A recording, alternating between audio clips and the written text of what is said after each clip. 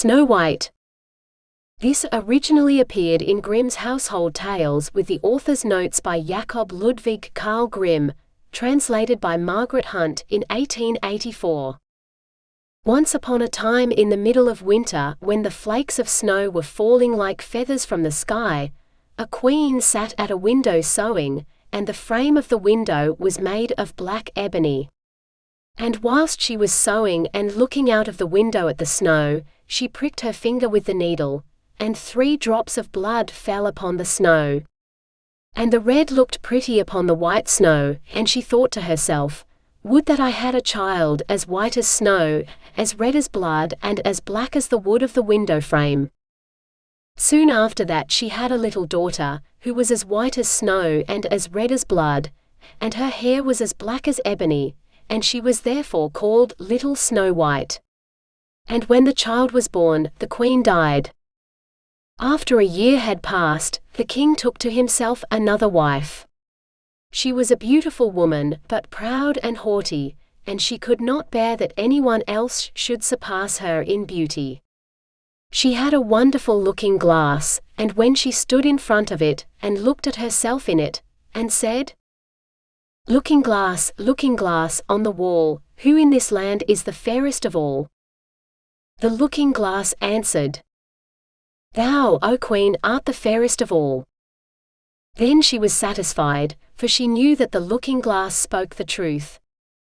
But Snow White was growing up, and grew more and more beautiful, and when she was 7 years old she was as beautiful as the day, and more beautiful than the queen herself.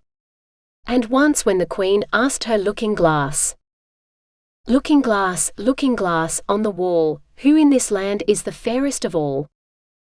it answered, "Thou art fairer than all who are here, Lady Queen. But more beautiful still is Snow White, as I ween." Then the queen was shocked, and turned yellow and green with envy. From that hour, whenever she looked at Snow White, her heart heaved in her breast, she hated the girl so much. And envy and pride grew higher and higher in her heart like a weed, so that she had no peace day or night. She called a huntsman and said, "Take the child away into the forest, I will no longer have her in my sight. Kill her and bring me back her heart as a token." The huntsman obeyed and took her away, but when he had drawn his knife and was about to pierce Snow White's innocent heart, she began to weep, and said, "Ah, dear huntsman, leave me my life.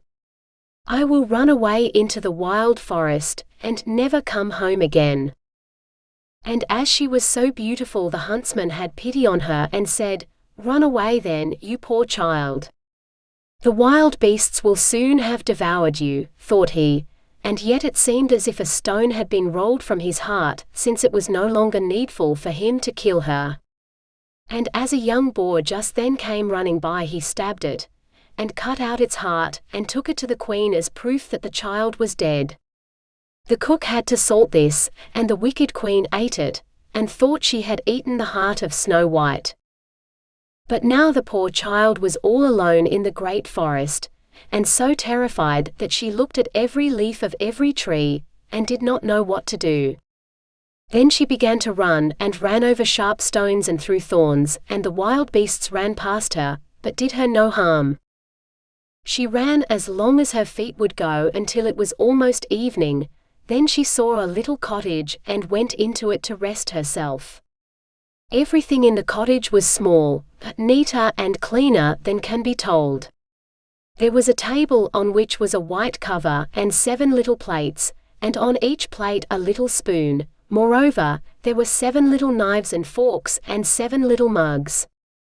Against the wall stood 7 little beds side by side, and covered with snow white counterpanes. Little Snow White was so hungry and thirsty that she ate some vegetables and bread from each plate, and drank a drop of wine out of each mug, for she did not wish to take all from one only. Then, as she was so tired, she laid herself down on one of the little beds, but none of them suited her. One was too long, another too short, but at last she found that the 7th one was right, and so she remained in it, said a prayer, and went to sleep. When it was quite dark, the owners of the cottage came back. they were 7 dwarfs who dug and delved in the mountains for ore.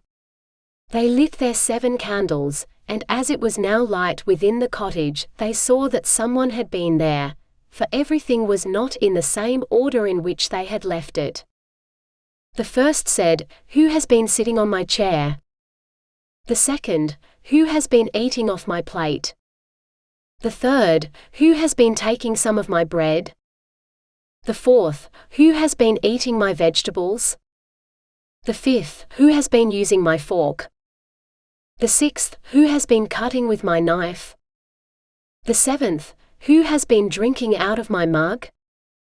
Then the first looked round and saw that there was a little hole on his bed, and he said, "Who has been getting into my bed?" The others came up and each called out, "Somebody has been lying in my bed too." But the seventh, when he looked at his bed, saw little Snow White, who was lying asleep therein. And he called the others, who came running up, and they cried out with astonishment, and brought their 7 little candles and let the light fall on little Snow White. "Oh heavens," cried they, "what a lovely child!" And they were so glad that they did not wake her up, but let her sleep on in the bed. And the 7th dwarf slept with his companions, 1 hour with each, and so got through the night. When it was morning, little Snow White awoke, and was frightened when she saw the 7 dwarfs. But they were friendly and asked her what her name was. "My name is Snow White," she answered. "How have you come to our house?" said the dwarfs. Then she told them that her stepmother had wished to have her killed, but that the huntsman had spared her life, and that she had run for the whole day, until at last she had found their dwelling. The dwarf said, "If you will take care of our house, cook, make the beds, wash, sew and knit, and if you will keep everything neat and clean, you can stay with us and you shall want for nothing." "Yes," said Snow White, "with all my heart," and she stayed with them. She kept the house in order for them. In the mornings, they went to the mountains and looked for copper and gold. In the evenings they came back, and then their supper had to be ready. The girl was alone the whole day, so the good dwarfs warned her and said, "Beware of your stepmother, she will soon know that you are here, be sure to let no one come in." But the queen, believing that she had eaten Snow White's heart, could not but think that she was again the first and most beautiful of all, and she went to her looking-glass and said, looking glass, on the wall, who in this land is the fairest of all?" And the glass answered, "O Queen, thou art fairest of all I see, but over the hills, where the 7 dwarfs dwell, Snow White is still alive and well. And none is so fair as she." Then she was astounded, for she knew that the looking-glass never spoke falsely, and she knew that the huntsman had betrayed her, and that little Snow White was still alive. And so she thought and thought again how she might kill her, for so long as she was not the fairest in the whole land, envy let her have no rest. And when she had at last thought of something to do, she painted her face, and dressed herself like an old peddler woman, and no one could have known her.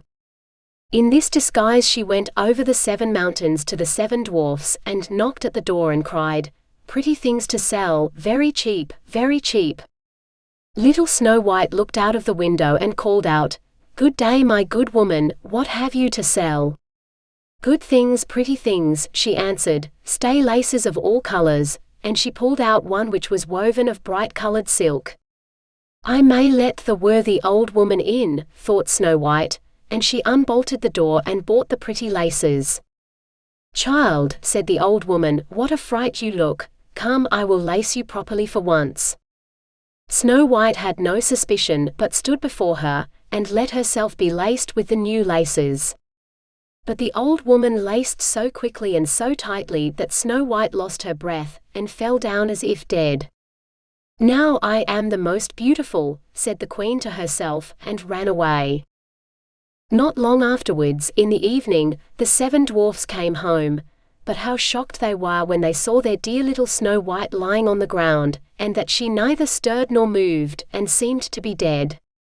They lifted her up, and as they saw that she was laced too tightly, they cut the laces, then she began to breathe a little, and after a while came to life again.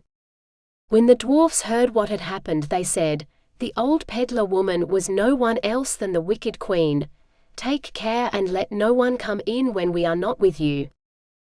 But the wicked woman, when she had reached home, went in front of the glass and asked, looking glass, on the wall, who in this land is the fairest of all?"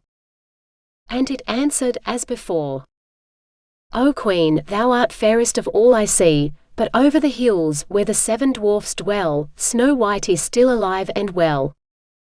And none is so fair as she." When she heard that, all her blood rushed to her heart with fear, for she saw plainly that little Snow White was again alive. "But now," she said, "I will think of something that shall put an end to you," and by the help of witchcraft, which she understood, she made a poisonous comb. Then she disguised herself, and took the shape of another old woman. So she went over the 7 mountains to the 7 dwarfs, knocked at the door and cried, "Good things to sell, cheap, cheap?" Little Snow White looked out and said, "Go away, I cannot let anyone come in." "I suppose you can look," said the old woman, and pulled the poisonous comb out and held it up. It pleased the girl so well that she let herself be beguiled, and opened the door. When they had made a bargain, the old woman said, "Now I will comb you properly for once." Poor little Snow White had no suspicion, and let the old woman do as she pleased, but hardly had she put the comb in her hair than the poison in it took effect, and the girl fell down senseless. "You paragon of beauty," said the wicked woman, "you are done for now," and she went away. But fortunately it was almost evening, when the 7 dwarfs came home. When they saw Snow White lying as if dead upon the ground, they at once suspected the stepmother, and they looked and found the poisoned comb. Scarcely had they taken it out when Snow White came to herself, and told them what had happened. Then they warned her once more to be upon her guard, and to open the door to no one. The queen, at home, went in front of the glass and said, looking glass, on the wall, who in this land is the fairest of all?" Then it answered as before, "O Queen, thou art fairest of all I see, but over the hills, where the 7 dwarfs dwell, Snow White is still alive and well. And none is so fair as she." When she heard the glass speak thus, she trembled and shook with rage. "Snow White shall die," she cried, "even if it costs me my life." Thereupon she went into a quite secret, lonely room, where no one ever came, and there she made a very poisonous apple. Outside it looked pretty, white with a red cheek, so that everyone who saw it longed for it, but whoever ate a piece of it must surely die. When the apple was ready, she painted her face, and dressed herself up as a countrywoman, and so she went over the 7 mountains to the 7 dwarfs. She knocked at the door. Snow White put her head out of the window and said, "I cannot let anyone in, the 7 dwarfs have forbidden me." "It is all the same to me," answered the woman, "I shall soon get rid of my apples." "There, I will give you one." "No," said Snow White, "I dare not take anything." "Are you afraid of poison?" said the old woman. "Look, I will cut the apple in 2 pieces, you eat the red cheek, and I will eat the white." The apple was so cunningly made, that only the red cheek was poisoned. Snow White longed for the fine apple, and when she saw that the woman ate part of it, she could resist no longer, and stretched out her hand and took the poisonous half. But hardly had she a bit of it in her mouth, than she fell down dead. Then the queen looked at her with a dreadful look, and laughed aloud and said, "White as snow, red as blood, black as ebony wood, this time the dwarfs cannot wake you up again." And when she asked of the looking glass at home, looking glass, on the wall, who in this land is the fairest of all?" It answered at last, "O Queen, in this land thou art fairest of all." Then her envious heart had rest, so far as an envious heart can have rest. The dwarfs, when they came home in the evening, found Snow White lying upon the ground. She breathed no longer and was dead. They lifted her up, looked to see whether they could find anything poisonous, unlaced her, combed her hair, washed her with water and wine, but it was all of no use. The poor child was dead and remained dead. They laid her upon a bier, and all 7 of them sat round it and wept for her, and wept 3 days long.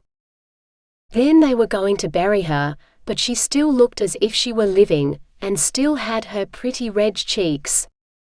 They said, "We could not bury her in the dark ground," and they had a transparent coffin of glass made, so that she could be seen from all sides, and they laid her in it, and wrote her name upon it in golden letters, and that she was a king's daughter. Then they put the coffin out upon the mountain, and one of them always stayed by it, and watched it. And birds came too and wept for Snow White, first an owl, then a raven, and last a dove. And now Snow White lay a long, long time in the coffin, and she did not change, but looked as if she were asleep, for she was as white as snow, as red as blood, and her hair was as black as ebony. It happened, however, that a king's son came into the forest, and went to the dwarf's house to spend the night. He saw the coffin on the mountain, and the beautiful Snow White within it, and read what was written upon it, in golden letters. Then he said to the dwarfs, "Let me have the coffin, I will give you whatever you want for it." But the dwarfs answered, "We will not part with it for all the gold in the world." Then he said, "Let me have it as a gift, for I cannot live without seeing Snow White. I will honor and prize her as my dearest possession." As he spoke in this way, the good dwarfs took pity upon him, and gave him the coffin. And now the king's son had it carried away by his servants, on their shoulders. And it happened that they stumbled over a tree stump, and with the shock, the poisonous piece of apple which Snow White had bitten off came out of her throat. And before long she opened her eyes, lifted up the lid of the coffin, sat up, and was once more alive. "Oh heavens, where am I?" she cried. The king's son, full of joy, said, "You are with me," and told her what had happened, and said, "I love you more than everything in the world, come with me to my father's palace, you shall be my wife." And Snow White was willing, and went with him, and their wedding was held with great show and splendor. But Snow White's wicked stepmother was also bidden to the feast. When she had arrayed herself in beautiful clothes, she went before the looking-glass, and said, looking glass, on the wall, who in this land is the fairest of all?" The glass answered, "O Queen, of all here the fairest art thou, but the young queen is fairer by far as I trow." Then the wicked woman uttered a curse, and was so wretched, so utterly wretched, that she knew not what to do. At first she would not go to the wedding at all, but she had no peace, and must go to see the young queen. And when she went in she knew Snow White, and she stood still with rage and fear, and could not stir.